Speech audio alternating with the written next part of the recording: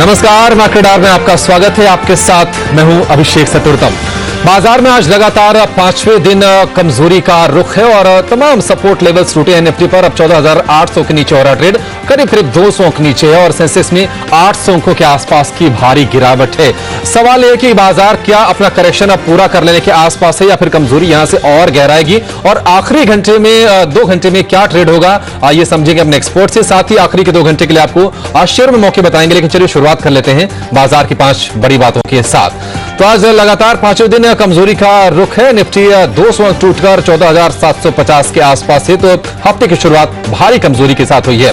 Bank Nifty में करीब 425 अंकों की गिरावट है और 35,400 के नीचे इंडेक्स कर रहा है ट्रेड। इसके अलावा सेंसेक्स 850 अंक टूटा है और 50,000 के आसपास अब वहां पर हो रहा है कारोबार। आज आईटी सरकारी बैंकों में मुनाफा वसूली है, ऑटो शेयरों में भी आज बिकवाली है, उसे बाजार पर दबाव बन रहा है। लेकिन एकमात्र जो पैक है जो बाजार को थोड़ा सा सपोर्ट दे रहे हैं, आप यूं कहें कि थोड़ा अलग ट्रेड दिखा रहा है, वो है मेटल काउंटर्स। वहां पर आज जबरदस्त खरीदारी है, खास तौर से कॉपर वाले शेयर आज जोरदार तेजी दिखा रहे हैं और इंडेक्स करीब 3% ऊपर है।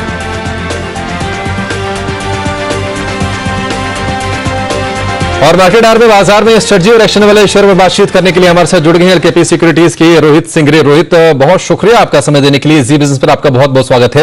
रोहित, हमने देखा है कि 5 दिनों से एक तरफा फॉल दिखने को बाजार में मिल रहा है और अब आज 14,800 का लेवल भी टूटा है। ये बताइए कि अभी जो करेक्शन चल रहा है पिछले 5 दिनों से, क्या वो अब थमने के संकेत कोई मिल रहे हैं या फिर जो कमजोरी है अभी आगे और भी जारी रहने के आसार हैं?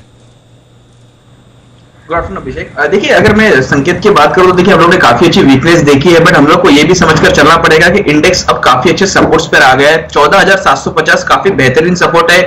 प्रीवियस स्विंग हाइस थे, यहाँ से हम लोग ने काफी बढ़िया रैली दिखाई थी। अब यहाँ पर मुझे लग रहा है कि आपको एक बार रिव्यू करना चाहिए। अगर आपने ऊपर शॉर्ट की है, यहाँ पर आपको अग्रेसिव शॉर्ट करने की रिकमेंडेशन नहीं रहेगी। यहाँ पर आप थोड़ा बहुत प्रॉफिट बुकिंग कर सकते हैं। अगर यहाँ से बाउंस आता है तो मुझे लग रहा है कि एक बार पुल बैक के लिए प्ले कर सकते हैं, बट कहीं ना कहीं एक जो एक यूफोरिया बना थोड़ा वीकनेस साइड में ही है, तो मुझे लग रहा है कि आपको थोड़ा वेट एंड वॉच करना चाहिए। 14,750 काफी स्ट्रॉन्ग सपोर्ट है।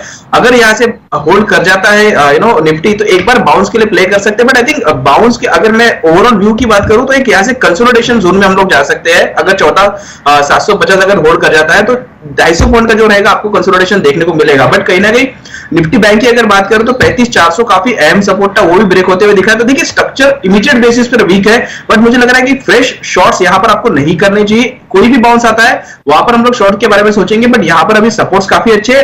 फ्रेश शॉर्ट्स यहाँ ना करें, उछाल पर आपको बिकवाली के राय है अभिषेक।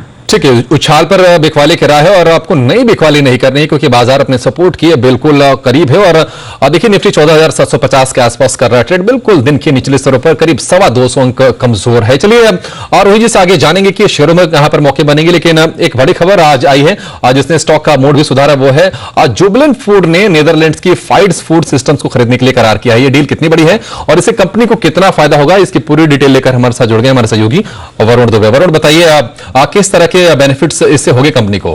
देखिए सिनर्जीज तो काफी सारी है, ये बात तो सही है, क्योंकि नीदरलैंड की जो कंपनी है फाइड्स फूड सिस्टम, इसको इस कंपनी ने जुबिलेंट फूड वर्क्स ने करीब 250 करोड़ में खरीदा है। अब जुबिलेंट फूड वर्क्स के लिए फायदा क्या है?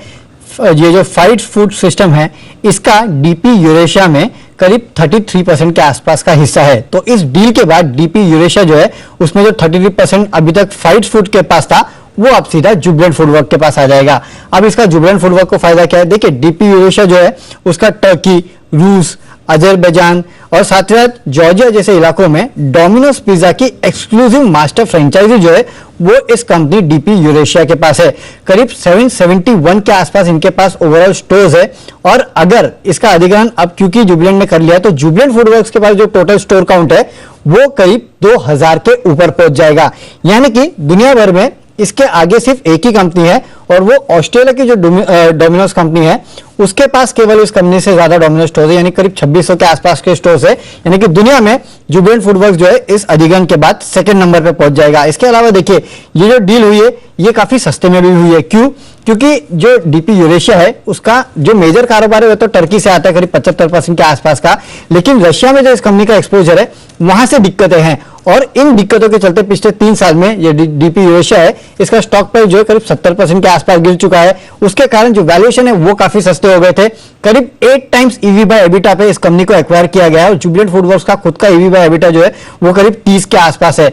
यानी कि जिस वैल्यूएशन पे इस कंपनी को एक्वायर किया गया है वो काफी सस्ते हैं। तो एक तो सिनर्जीज अच्छे हैं, वैल्यूएशन अच्छे लेवल पे दिए गए हैं, इसके लिए कहीं ना कहीं आप देख रहे हैं इस खबर के बाद स्टॉक प्राइस में अच्छी तेजी देखने मिल रही है। बिल्कुल, तो ये अधिग्रहण सस्ता भी हो और अच्छा भी हो और कंपनी को एक ग्लोबल प्रेजेंस मजबूत करने में इससे मदद मिलेगी। आज रिकॉर्ड ऊंचाई पर भी शेयर पहुंचा जुबिलेंट फूड का और हालांकि ऊपरी स्तर पर हल्की सी प्रॉफिट बुकिंग है, लेकिन बाजार जैसे इससे कमजोर हुआ, स्टॉक प्राइस में भी उस तरह के रिएक्शन हमें देखने को मिले हैं ऊपरी स्तरों से, लेकिन अब भी करीब करीब आज 3% से ज्यादा की मजबूती दिख रही है। रोहित, एक राय आपसे जरूर चाहेंगे जुबिलेंट फूड पर। देखिए बढ़िया डील है, अच्छे प्राइस पर डील हुई है और कंपनी के लिए मौके ग्लोबल बाजार में और बढ़ जाएंगे। इससे टेक्निकली देख के बताइए कि क्या अभी मौजूदा भाव पर भी यहां से लॉन्ग के मौके बनेंगे या फिर थोड़े करेक्शन का इंतजार कर लिया जाए?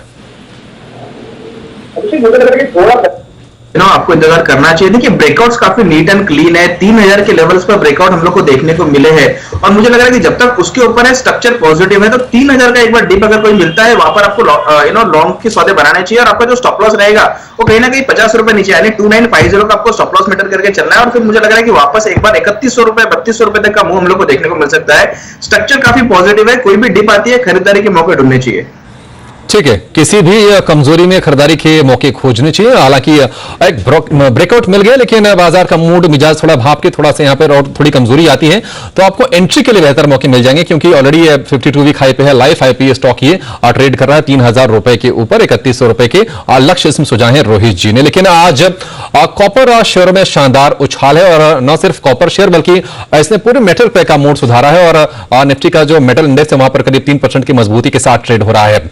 आखिर क्या वजह है कि कॉपर चमक रहे हैं और ये कितना बड़ा ट्रिगर है यहां से और इन स्टॉक्स को ऊपर ले जाने के लिए बताने के लिए हमारे साथ जुड़ गए हमारे सहयोगी आशीष चतुर्वेदी। आशीष बताइए आप क्या वजह है कि मेटल प्राइसेस में लगातार तेजी हो रही है? अभिषेक, कॉपर की कीमतें अगर आप देखें तो 9 साल के उच्चतम स्तर पर चल रही है और कॉपर की कीमतों का असर जो है ना पूरा अक्रॉस इकोनॉमी और अक्रॉस मेटल पैक पर देखने को मिलता है क्योंकि इसे डॉक्टर कॉपर कहा जाता है। अर्थव्यवस्था में कितना सुधार हो रहा है कॉपर की कीमतें देख के अंदाजा लगा सकते हैं और हम आपको लगातार बता भी रहे कि जिस तरीके से मेटल प्राइसेस में खासतौर पर पूरा कमोडिटी बास्केट में जिस तरीके का एक रिवाइवल देखने को मिल रहा है, स्ट्रॉन्ग संकेत है कि जो ग्लोबल डिमांड है इसमें काफी बढ़िया सुधार देखने को मिल रहा है।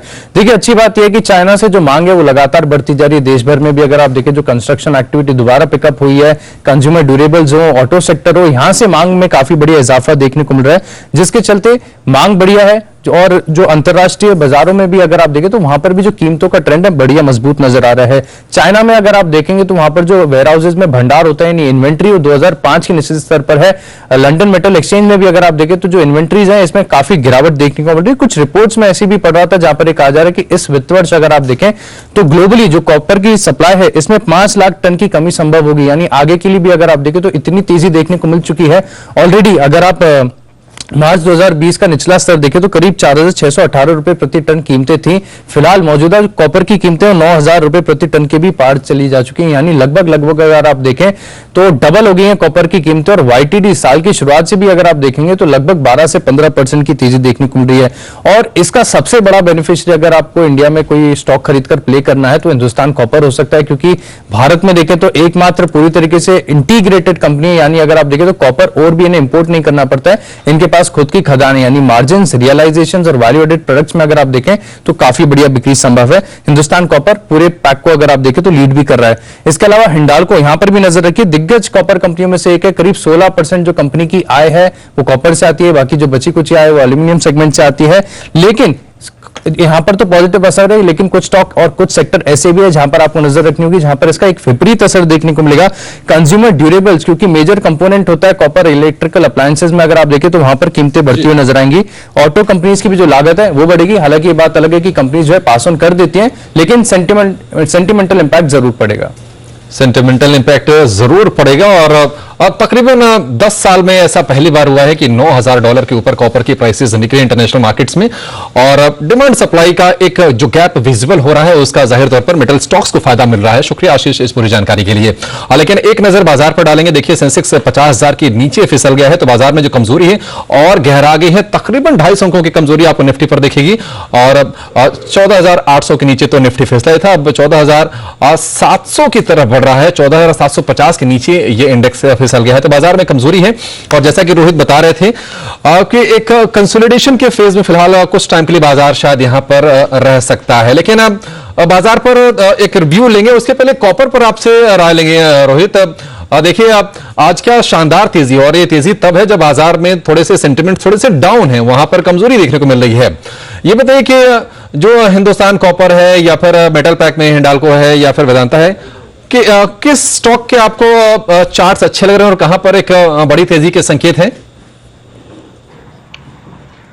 अभिषेक देखिए मेटल पैक के अंदर एक हम लोग को ब्रेकआउट देखने को मिला है जिसको हम लोग कप एंड हैंडल ब्रेकआउट बोलते हैं और काफी पॉजिटिव बुलिश कंटिन्यूएशन पैटर्न हम लोग मानते हैं उसको।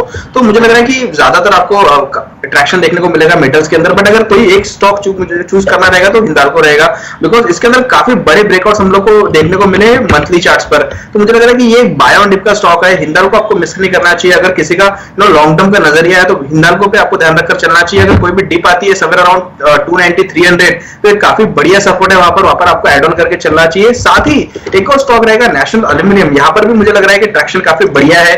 आज सभी स्टॉक्स में पर्टिकुलरली मेटल के अंदर एक ट्रैक्शन बना है, बट नाल्को के अंदर मुझे लग रहा है कि यहाँ से काफी बड़ी रैली आपको देखने को मिल सकते हैं और काफी बड़े टारगेट्स है, ऑलमोस्ट डबल के टारगेट मुझे लग रहा है कि नाल्को के अंदर आपको यहाँ से भी देखने को मिल सकते हैं। तो मेटल पैक के अंदर ट्रैक्शन बिल्कुल बना रहेगा। हिंडाल्को नाल्को ये सब जो ये दो पिक रहेंगे particularly in metal.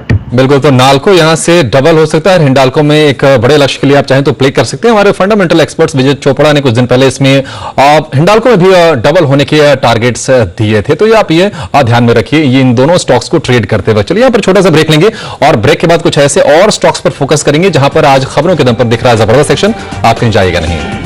Market our में आपका फिर से स्वागत है। बाजार में कमजोरी और बढ़ाई है, करेक्शन जो काफी डीप होता नजर आ रहा है। अब 14,700 को डिफेंड करने की कोशिश में है निफ्टी और 0.2% कमजोर है, यानी कि ऊपरी स्तरों से अगर आप देखेंगे तो तकरीबन 275 अंकों की कमजोरी ऊपरी स्तरों से निफ्टी पर आ चुकी है और सेंसेक्स बाकायदा 50,000 के नीचे जाकर ट्रेड कर रहा है। लेकिन आज एक पैक है जहां पर कमजोरी है, वो है मल्टीप्लेक्स का भी, और वहां पर आज स्टॉक्स जो पीवीआर के या फिर आइनॉक्स लीजर के वहां पर देखिए आप एक गिरावट साथ ट्रेड हो रहा है। अब तो बाकायदा दिन के निचले स्तरों के आसपास ही है, 5% के आसपास टूटे हुए हैं। आखिर क्या वजह है और कोरोना का जो संकट है महाराष्ट्र में वो कितना गंभीर है, ये पूरी डिटेल लेकर हमारे साथ जुड़ गए हमारे सहयोगी आशीष शर्मा। आशीष बताइए। हाँ अभिषेक, देखिए जिस तरीके से भारत और खास तौर से महाराष्ट्र में कोरोना के केसेस बढ़ रहे हैं वो काफी चिंताजनक है। लगातार हम देख रहे हैं कोरोना के मामलों में बढ़त हो रही है और राज्य सरकार की तरफ से जिस तरीके की गाइडलाइंस आ रही हैं वो भी चिंताजनक है। अमरावती में महाराष्ट्र में देखिए पिछले एक हफ्ते में लॉकडाउन लगा दिया गया है एक हफ्ते के लिए और कई राज्यों के जो नियम है वो भी सख्त कर दिए गए हैं। अब मल्टीप्लेक्स शेयरों को देखें तो आगे जाके इनके कामकाज पर असर देखने को मिल सकता है क्योंकि अभी भी ये पूरी कैपेसिटी पे कामकाज नहीं कर रहे थे, पर आगे जाके काफी सारी फिल्मों की रिलीज डेट्स पहले से ही कंपनियों ने दे दी थी। जैसे कि आप बात करें तो यश राज की काफी बड़ी बैनर फिल्म 19 मार्च को रिलीज होने जा रही थी और अप्रैल से जुलाई के बीच में देखें तो 8 बड़ी बॉलीवुड मूवीज की रिलीज डेट थी। तो जिस तरीके से कोरोना के मामले बढ़ रहे हैं वो देखना होगा कि कितने लोग वहां पे जाते हैं और खास तौर से महाराष्ट्र की अगर बात करें तो आइनॉक्स और पीवीआर दोनों के ही कुल स्क्रीन्स जो हैं उनमें से करीब 20% स्क्रीन्स केवल महाराष्ट्र में है और इनकी कुल आय में योगदान में से करीब 1/4 योगदान जो है वो महाराष्ट्र से आता है। तो काफी बड़ा इंपैक्ट देने वाला ये पूरा राज्य है। तो आगे जाके देखना होगा कि रिलीज तो है मूवीज की, पर लोग कितना बाहर निकलते हैं वो खास तौर से ध्यान रखना होगा। बिल्कुल, तो जाहिर तौर पर अगर कोरोना को लेकर चिंताएं गहराती है तो मल्टीप्लेक्स कंपनियों के लिए भी चिंताएं बढ़ती हुई नजर आएंगी और आज स्टॉक का जो रिएक्शन उसी साफ दिख रहा है कि महाराष्ट्र में जैसे केसेस बढ़े हैं और इसके चलते पूरे प्रदेश में लॉकडाउन को लेकर जो आशंका है वो बढ़ती हुई नजर आ रही है। लेकिन आखिर में रोहित आपसे समझना चाहेंगे, देखिए बाजार भी है जो अब दिन के निचले स्तरों के आसपास ट्रेड कर रहा है और 14,700 के बेहद करीब ट्रेड कर रहा है निफ्टी। बताइए कि स्टॉक्स में आप क्या रेकमेंड करेंगे, क्या आपके दोनों आइडियाज बिकवाली के ही हैं या फिर खरीदारी के भी हैं? अभिषेक, एक खरीदारी का रहेगा, एक बिक वाले का रहेगा। जो बिक वाले का रहेगा वो रहेगा एचडीएफसी बैंक। एचडीएफसी बैंक की अगर हम लोग बात करें तो उसके अंदर एक डबल टॉप फॉर्मेशन बना हुआ है और उसके ब्रेकडाउन भी आ चुके हैं। तो मुझे लग रहा है कि जब तक ये स्टॉक वापस 1575 इमीडिएट बेसिस पे आपका स्टॉप लॉस रहेगा, तो जब तक वो 1575 के नीचे ट्रेड कर रहा है, मुझे लग रहा है एक बार आपको 1500 तक के लेवल भी देखने को मिल सकते हैं एचडीएफसी बैंक के अंदर। तो यहाँ पर आपको शॉर्ट करने की सलाह रहेगी, 1500 का टारगेट नीचे की तरफ, और आपका जो स्टॉप लॉस रहेगा 1575 1580 का रहेगा। सेकंड स्टॉक जो मेरे रडार पर है और जो पॉजिटिव साइड में है, वीटीएल, वर्धमान टेक्सटाइल। यहाँ पर काफी अच्छे ब्रेकआउट्स हम लोग को लास्ट वीक में देखने को मिले थे और आज फॉलो बाइंग आ रही है इतने गिरावट वाले भरे बाजार के अंदर भी। तो मुझे लग रहा है कि यहाँ पर एक काफी अच्छा मोमेंटम ऑलरेडी बना हुआ है। थोड़े यहाँ पर आपके स्टॉप लॉसेस थोड़े डीप रहेंगे, 1090 इमीडिएट बेसिस पे सपोर्ट है, तो वहां पर आपको स्टॉप लॉस लगाना पड़ेगा। मुझे लग रहा है कि यहाँ से कम 100 रुपए ऊपर तक का हम लोग को देखने को मिल सकता है। तो 1240 के टारगेट्स के लिए 1090 के स्टॉप लॉस के साथ में वर्धमान टेक्सटाइल के अंदर खरीदारी करने की सलाह रहेगी और एचडीएफसी बैंक के अंदर शॉर्ट करने की सलाह रहेगी। ठीक है, एचडीएफसी बैंक शॉर्ट करना है, वर्धमान टेक्सटाइल्स खरीदना है, तो ये रोहित की दो आज के लिए ट्रेडिंग कॉस्ट। चलिए, बाजार दिन के निचले स्तरों पर है, लेकिन क्या निफ्टी पर 14,700 का बिस्तर टूट जाएगा? काफी क्रूशियल और अहम सवाल बाजार में फिलहाल ये है। इसका जवाब देंगे एक छोटे से ब्रेक के बाद। लेकर हाजिर होंगे फाइनल ट्रेड, आप कहीं जाइएगा नहीं। नमस्कार।